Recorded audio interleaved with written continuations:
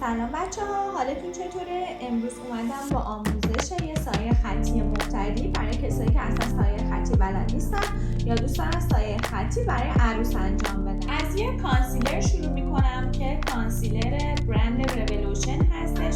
کانسیلرهای کاور بالا برای پشت پلک مناسب هستن. شماره 37 هستش.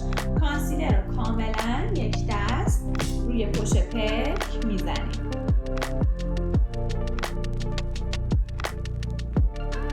از اول پلک تا انتهای پلک کانسیلر رو باید یک دست پشت پلک بزنیم.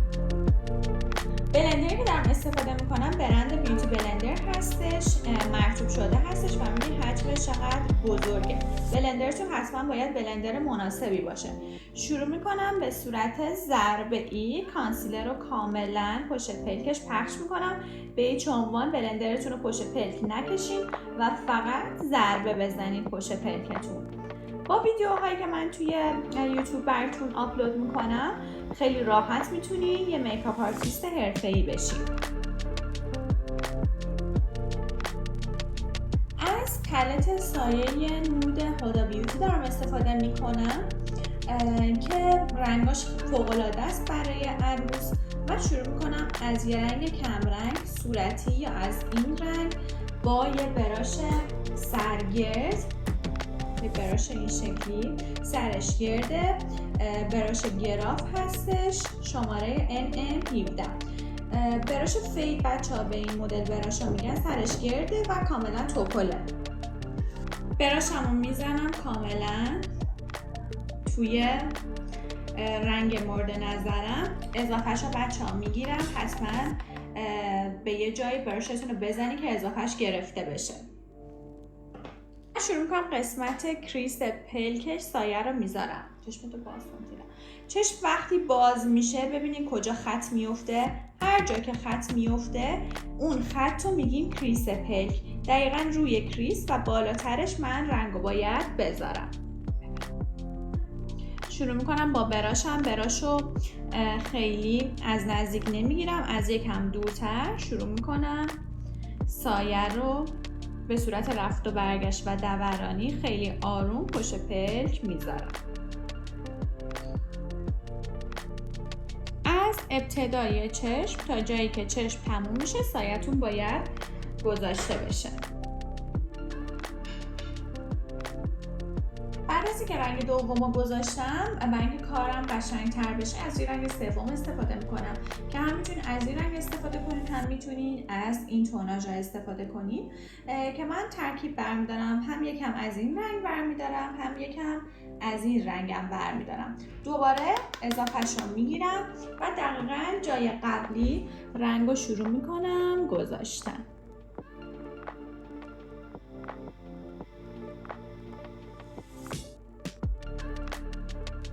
میام سراغ کات انداختن پشت پلک. از همین کانسیلرم استفاده میکنم. یه مقدار کانسیلر پشت دستم میذارم، یه حجم از کانسیلر رو با براش سرتخت شماره 10 گراف رنگو از این یعنی کانسیلر رو از پشت دستم برمیدارم کاملا.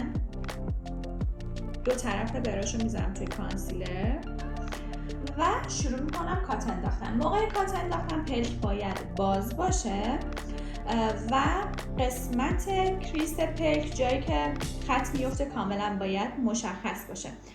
وسط چشم رو در نظر میگیریم و بالاتر از قسمت کریس چشمش یه خط مشخص میکنیم و از این خط به ابتدای چشمش حالت خط چین میذاریم که مشخص کنیم از کجا خط اصلی رو میخوایم بزنیم و از همین خط به انتهای چشمش هم دوباره یکم به سمت پایین خط رو میندازیم.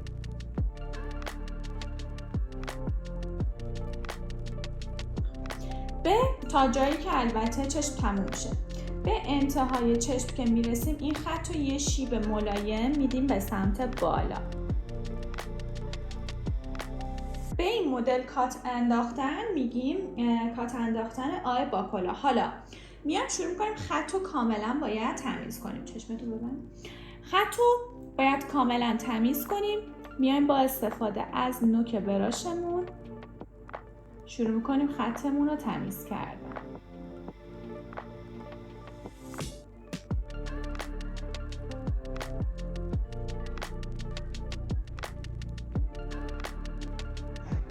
بعد از اینکه کاملا خطمون رو انداختیم و تمیزش کردیم شروع میکنیم با کانسیلر زیر خط رو پر کردن و کاملا کانسیلر رو یک دست میذاریم زیر خط. فقط مراقب باشید که خطتون اتفاقی براش نیفته و خراب نشه.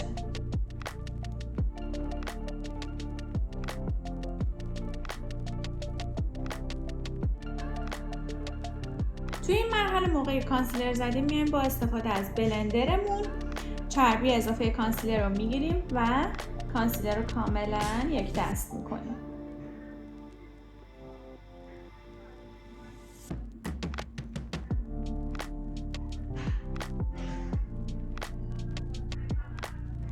کانسیلر رو کاملا یک دست کردیم. دوباره با براش بلندمون با براش فیدمون از رنگ دوم برمیداریم، اضافه سایه رو میگیریم. قسمت انتهایی موژه و پلک رو شروع میکنیم سایه گذاشتن. فقط سایه رو جوری میذاریم که به خط کریستون برخورد نکنه.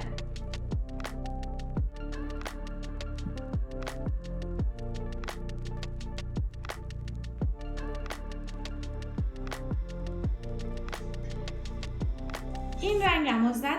میام از یه رنگ دیگه هم استفاده میکنم. از ترکیب این دوتا رنگ با همین براشم اضافهش رو میگیرم.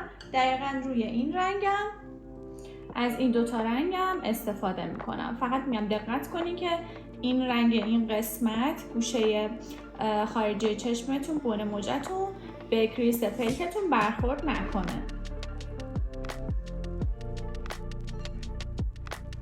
کاملا به صورت یک دست فیدش میکنم. دقت کنین این قسمت کانسیلر که خیس هستش و ما قرار نیستش که هیچ رنگی پیاده کنیم، حتما باید خشک بشه. با استفاده از یه براش این شکلی که براش زبان گربه‌ای بهش میگن شماره 8 گراف از رنگ روشن پلتم برمیدارم. یه رنگ روشن یا کرم یا رنگ پنکیکی یا رنگ سفید، حتما باید سایه باشه.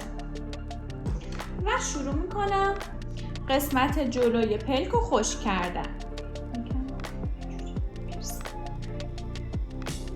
به صورت ضربه‌ای و یکم روی پلک میکشم تا زیر خط کریس پلکم رو کاملا خشک میکنم.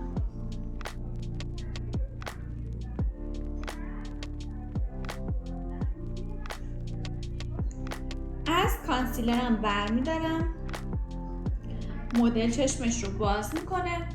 از گوشه خارجی چشمش جایی که پلک پایین و پلک بالا به هم دیگه متصل شدن با استفاده از کانسیلر یه خط اوریب به سمت بالا ایجاد میکنم.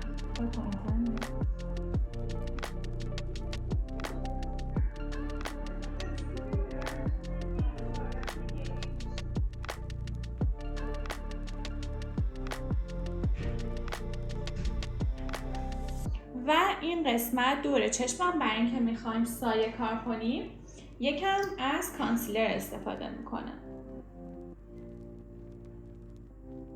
کاملا فیدش میکنم.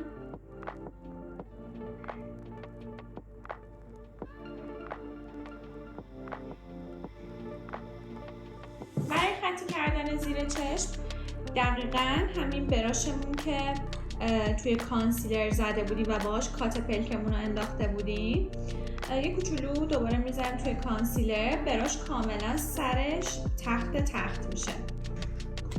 از رنگای تیره استفاده میکنم. از رنگایی که تیره است و برای پشت پلک کار شده برمیدارم، اضافهش رو میگیرم و یه خط خیلی صاف از وسط پلک زیر چشمش ایجاد میکنم با نوک براش. با استفاده از یه براش زبان گربه‌ای از همین رنگایی که باش برداشتم و خط کشیدم از همون رنگا دوباره برمیدارم و شروع میکنم اضافهشو میگیرم، شروع میکنم زیر خط رو فید کردن با نوک براش.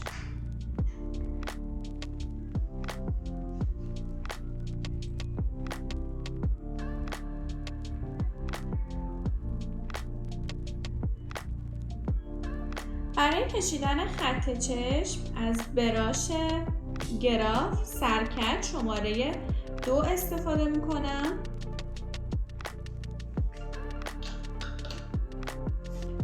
براشمو یه ذره خیس میکنم، میزنم توی آکوای برند گریماس مشکی و یکم از مواد برمیدارم. مدل چشمش رو میبنده. نوک بلند براش به سمت داخل چشم باید باشه.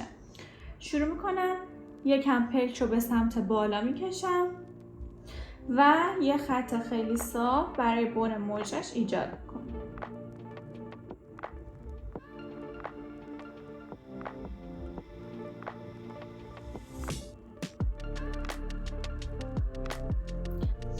یه فاصله ایجاد میشه بین بن موجه و خط چشم. این فاصله رو کاملا با مواد پر میکنم. یک الی 2 دقیقه صبر میکنیم کاملا خط چشم خشک شه. دنبال خط چشم حتما باید چشم باز کشیده بشه. چشمش رو باز میکنه، مستقیم رو نگاه میکنه. از روی خطی که ایجاد کردم یه خط خیلی صاف میکشم، دقیقا همزاویه‌ای که خط رو کشیدیم و انتهای این خطی که کشیدم رو وصل میکنم به خط بن موژه.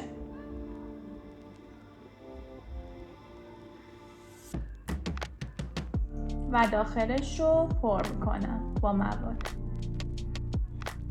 خب بچه ها، اینم سایه خوشگل ما. یکم پایین رو نگاه کن ازم بالا.